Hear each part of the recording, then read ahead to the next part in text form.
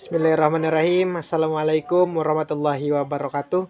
Perkenalkan, saya Adi Maulana dari kelompok 5 instrumen BK2 bersama dengan rekan-rekan yang lainnya, yaitu Astridiana Yanuarin Mutaali, Cynthia Mega Susanti, Delania Putri, Muhammad Deni Akbar Wahab, dan Zada Ramadana.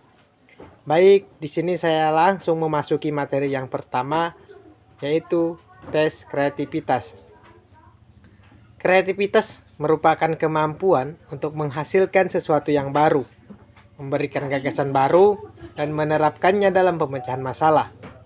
Dan menurut Munandar pada tahun 2009, kreativitas adalah suatu gaya hidup, suatu cara dalam mempersepsi dunia. Tes ini digunakan untuk mengidentifikasi orang-orang kreatif yang ditunjukkan oleh kemampuannya dalam berpikir kreatif. Itu dari saya, dan untuk selanjutnya akan dijelaskan oleh rekan saya. Assalamualaikum warahmatullahi wabarakatuh. Perkenalkan, nama saya Muhammad Deni Akbar Wahab dengan NIM 19 11 Di sini saya akan melanjutkan presentasi dari teman saya. Selanjutnya kita masuk kepada bagian jenis-jenis tes kreativitas. Yang pertama itu ada Torrance Test of Creative Thinking atau TTCT. Tes terbaru yang sudah diadaptasi untuk Indonesia yaitu tes lingkaran atau circle test dari Torrance. Tes ini pertama kali digunakan di Indonesia oleh Utami Munandar pada tahun 1977 dalam penelitian untuk disertasinya Creative and Education guna membandingkan ukuran kreativitas. Verkologi Pendidikan Fakultas Psikologi Universitas Indonesia melakukan penelitian standarisasi tes lingkaran, dan tes ini kemudian disebut T 18 tahun. Tes yang mengukur unsur-unsur kreativitas secara langsung. Sejumlah tes kreativitas telah disusun, di antara tes dari Torrance untuk mengukur pemikiran kreatif atau Torrance Test of Creative Thinking (TTCT). Tujuan merupakan dari Test of Creative Thinking (TTCT) ini. Tes ini tidak dibuat semata-mata untuk mengukur kreativitas, tetapi menjadi alat untuk meningkatkan kreativitas itu sendiri. Torrance mengusulkan beberapa penggunaan tes ini, seperti yang pertama itu memahami pikiran manusia dan fungsinya pada saat perkembangannya, dan kemudian mencari dasar efektif bagi instruksi individual. Kemudian menyediakan petunjuk-petunjuk untuk program remedial dan psikoterapeutik. Kemudian mengevaluasi efek program pendidikan, material, kurikulum, dan prosedur pengajaran. Dan yang terakhir itu menyadari potensi dari latent. Kemudian yang kedua adalah tes kreativitas verbal. Tes kreativitas verbal atau TKV merupakan tes kreativitas pertama yang dikonstruksi di Indonesia oleh Utami Munandar pada 1977. Tes ini mengukur kemauan berpikir Vergen. Tes ini berdasarkan pada model struktur dimensi operasional berpikir Divergen dengan dimensi verbal, tetapi masing-masing berbeda dengan dalam dimensi produk. Keenam substas tersebut yaitu yang pertama itu ada permulaan kata, ada penyusunan kata, pembentukan kalimat 3 kata, sifat-sifat yang sama, macam-macam penggunaan, dan apa akibatnya. Berdasarkan alat ukur yang sudah dikembangkan oleh Wilford, Torrance, dan Munandar, maka tes kemampuan berpikir kreatif dikembangkan sesuai dengan tujuan atau pengukuran, yaitu mengukur kemampuan berpikir kreatif dalam mengungkapkan serta mengembangkan ide melalui gerakan-gerakan kreatif yang disusun Medina Suryadewi pada tahun 2003. Mungkin itu saja dari saya. Selanjutnya akan dilanjutkan oleh teman-teman saya. Terima kasih. Baiklah, saya akan melanjutkan penjelasan dari rekan saya. Berikutnya ada administrasi dari tes-tes kreativitas. Tes yang pertama ada tes Torrance Test of Creative Thinking atau TTCT, yang bertujuan yang pertama memahami pikiran manusia serta fungsi serta pengembangannya. Jadi di sini dengan adanya tes ini kita memahami pola pikir manusia tersebut. Nah, yang kedua, mencari dasar efektivitas bagi instruksi individual. Jadi dia mencari bagaimana sih tentang diri si orang yang sedang dites ini, dalam artian apa yang menjadi suatu hal yang dapat dia tonjolkan. Yang ketiga, menyediakan petunjuk untuk remedia atau psikoterapeutik.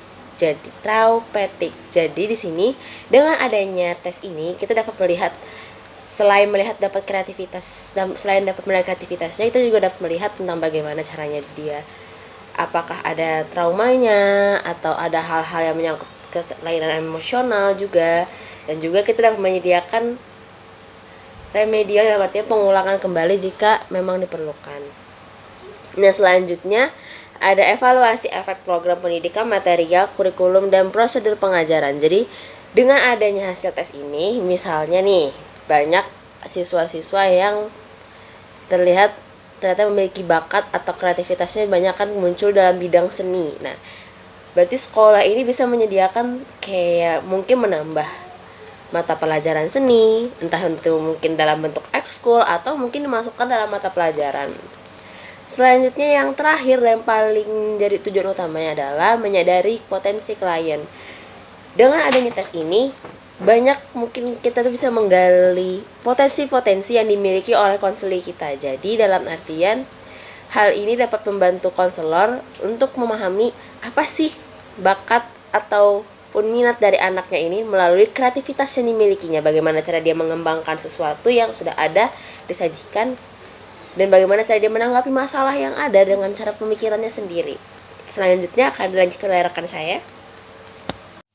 Assalamualaikum warahmatullahi wabarakatuh. Perkenalkan, nama saya Darmadana dengan NIM 191012331024. Kali ini saya akan melanjutkan presentasi dari teman saya, yaitu tentang administrasi dari tes kreativitas. Nah, yang bagian kedua ini yaitu tentang tes kreativitas verbal. Di sini ada dua contoh tes kreativitas verbal. Yang pertama ada The Test of Creative Thinking of Verbal atau disebut TTCT verbal, dan tes kreativitas verbal atau disebut TKF. Yang pertama, TTCT verbal terdiri dari 6 subtes yang meliputi yang pertama asking question, 2 questioning cost, 3 questioning efficiency, 4 product improvement, 5 source, dan 6 use post.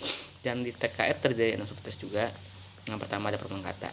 Nah, di tes ini mengukur kelancaran dalam kata, yaitu kemampuan untuk menemukan kata yang memenuhi persyaratan verbal tertentu. Nah, sedangkan yang kedua ada menyusun kalimat.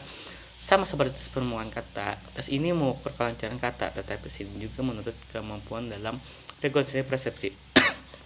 Yang ketiga, membentuk kalimat 3 kata. Tes ini mengukur kelancaran dalam menyusun ungkapan kata, yaitu kemampuan untuk menyusun kalimat yang terdiri dari 3 kata dari 3 huruf pertama yang telah ditentukan. Yang keempat, sifat-sifat yang sama. Tes ini merupakan ukuran dari kelancaran dalam memberikan gagasan, yaitu kemampuan untuk mencetuskan gagasan-gagasan yang memenuhi persyaratan tertentu dalam waktu yang terbatas. Yang kelima, ada macam-macam penggunaan.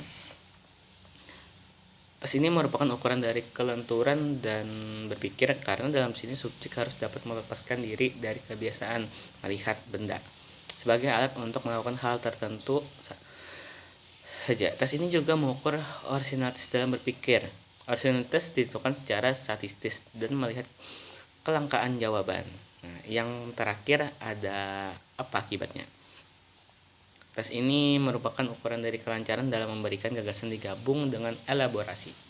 Diartikan sebagai kemampuan untuk dapat mengembangkan suatu gagasan, memperincinya, dan mempertimbangkan macam-macam implikasi. Sekian dari saya, mungkin akan lanjutkan teman saya. Baik, di sini saya akan melanjutkan presentasi dari teman saya, yaitu proses instrumen tes kreativitas. Yang pertama, tes kreativitas verbal. Dalam tes kreativitas verbal terbagi menjadi beberapa bagian, yaitu A. Studi literatur. Studi literatur dengan membaca berbagai buku tentang kreativitas, peneliti juga mempelajari terlebih dahulu terhadap metode-metode yang akan dilakukan untuk mengembangkan tes kreativitas. B. Perancangan butir. Dalam perancangan butir, peneliti menyusun 50 kata yang masing-masing di awal huruf. Contohnya huruf C. Penentuan huruf ini dilakukan dengan metode sampling. C.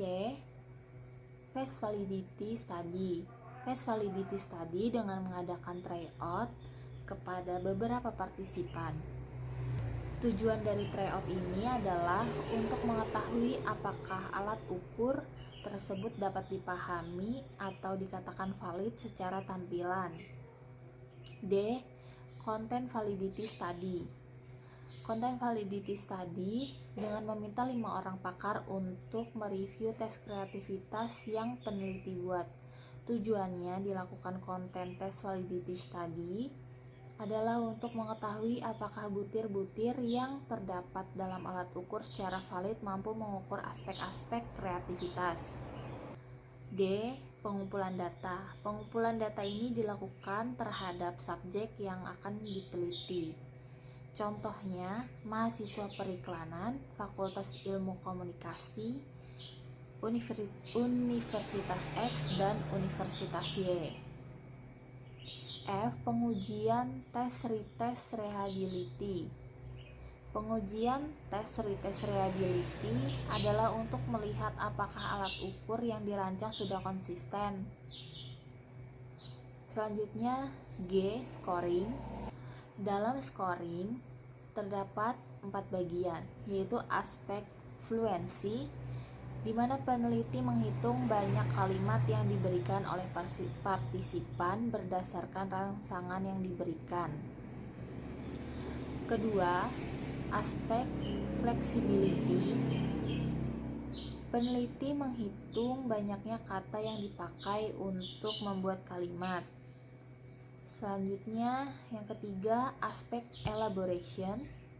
Diperoleh dengan cara menghitung banyaknya ide-ide baru, dapat skor 1. Selanjutnya, yang terakhir, aspek originality. Diperoleh melalui 2 tahap. Tahap pertama adalah mengidentifikasi standar skor yang dimiliki oleh setiap kata. Tahap kedua adalah menjumlahkan standar skor tersebut. Selanjutnya, H. Construct validity study. Tujuan dilakukannya construct validity study adalah untuk melihat apakah tes kreativitas verbal dapat merefleksikan konstruksi teoritis yang mendasari penyusunannya. Selanjutnya, I. Criterion validity study untuk melihat apakah hasil pengukuran tes kreativitas verbal dapat meramalkan prestasi belajar. Terakhir, J. Pembuatan norma. Membuat norma aspek fluency, flexibility, elaboration, originality, serta keseluruhan menggunakan perhitungan persentil. Tujuan pembuatan norma adalah untuk menunjukkan kedudukan atau posisi individu yang menjadi partisipan dalam populasi. Mungkin itu saja dari saya, akan dilanjutkan oleh teman saya. Terima kasih. Baiklah, assalamualaikum warahmatullahi wabarakatuh. Perkenalkan, saya Dena. Melanjutkan presentasi dari teman saya, yaitu ada yang kedua. Contoh dari prosedur instrumen kreativitas itu ada tes kreativitas Torres, Test of Creative Thinking atau TTCT. Nah, alat ukur yang digunakan untuk mengumpulkan data penelitian pada variabel kreativitas. Inti itu bentuk figural. Nah, terus tes kreativitas figural ini terdiri dari 3 aktivitas tes yang masing-masing mewakili jenis pemikiran atau dimensi kreativitas yang berbeda. Ada 3 nih. Yang pertama, membuat atau menciptakan gambar atau picture construction. Terus yang kedua, melengkapi bentuk atau incomplete figures. Yang ketiga itu mengulang bentuk atau lebih dikenal sebagai tes lingkaran atau repeat figures. Nah, jadi nilai total kreativitas yang dimaksud dalam TTCT adalah memperoleh dari skor masing-masing, yaitu ada fluency, flexibility, originality, dan elaboration spec. Nah, jadi akan dilanjutkan oleh teman saya. Akhirnya kita masuk ke dalam kesimpulan. Kesimpulan materi pada kali ini. Kreativitas adalah sebuah kata yang mudah diucapkan, tetapi sulit untuk diartikan. Bahkan untuk dijalankan dalam kehidupan sehari-hari bagi yang belum terbiasa dan yang masih terbelenggu dengan pikiran bahwa kreativitas itu harus menghasilkan ciptaan yang luar biasa hebat. Dan materi ini ada 2 jenis tes kreativitas, yaitu Torrance Test of Creative Thinking atau TTCT dan tes kreativitas verbal. Itu yang bisa kami sampaikan dan paparkan dari kelompok 5. Kurang lebihnya mohon dimaafkan. Dan semoga materi yang kami sampaikan bisa bermanfaat untuk kita semua dan sebagai referensi untuk kita semua. Salah hilap mohon maaf. Saya akhiri. Billahi taufiq wal hidayah. Assalamualaikum warahmatullahi wabarakatuh.